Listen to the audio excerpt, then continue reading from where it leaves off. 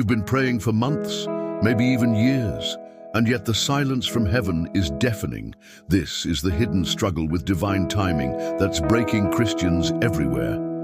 The uncomfortable truth is that God's timeline rarely aligns with yours, and this misalignment creates a spiritual tension that few openly discuss. The first reason you're struggling is your attachment to worldly deadlines and cultural expectations.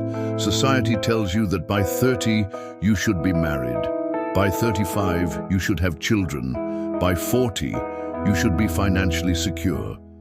But God's word reminds us in Ecclesiastes 3:1 that to everything there is a season and a time for every purpose under heaven. What you're secretly interpreting as God's rejection or indifference is actually His perfect positioning, placing you exactly where you need to be for the revelation of His greater purpose. The second shocking reason Christians struggle with divine timing is spiritual immaturity. Harsh, but true.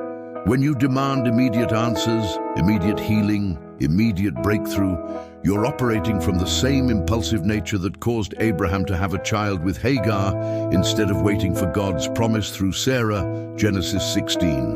This impatience creates consequences that can last generations, yet we rarely connect our timing frustrations to our spiritual development. The third hidden factor? Your unrecognized fear of actually receiving what you've been asking for. Divine timing often includes a preparation period that you're trying to skip. Joseph spent 13 years between his prophetic dream and its fulfillment.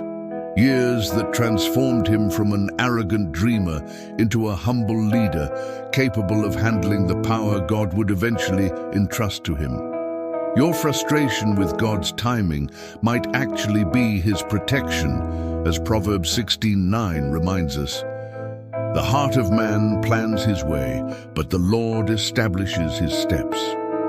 Fourth, and perhaps most convicting, is the uncomfortable reality that many Christians struggle with divine timing because they've created an idealized version of God who exists primarily to fulfill their wishes on their schedule, rather than a sovereign Lord whose ways and thoughts are higher than ours.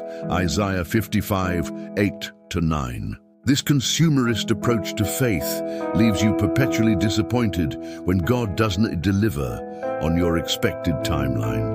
The fifth reason, which few spiritual leaders will tell you, is that your struggle with divine timing often reveals misplaced priorities.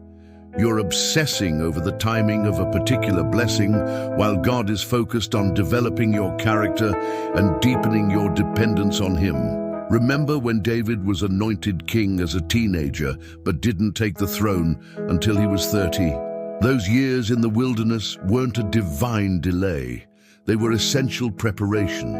Your frustration with timing isn't evidence of God's absence, but rather His meticulous attention to your spiritual formation. The uncomfortable truth is that your timeline is built around comfort and convenience, while God's timeline is built around conforming you to the image of Christ, regardless of how uncomfortable that process might be. So the next time you find yourself frustrated with divine timing, ask yourself this challenging question: are you more interested in God's blessing or in becoming the person God is shaping you to be through this waiting season? Your struggle with divine timing isn't a spiritual failure. It's an invitation to surrender control and trust the one who holds time itself in His hands, knowing that He has made everything beautiful in its time. Ecclesiastes 3:11. If this message resonated with you, it's time to take action today. Start a 7-day surrender challenge. Each morning, identify one area where you're fighting God's timing and deliberately release it in prayer. Write down your revelation in a journal. Share your journey with a trusted spiritual mentor and watch how this intentional surrender transforms your relationship with divine timing.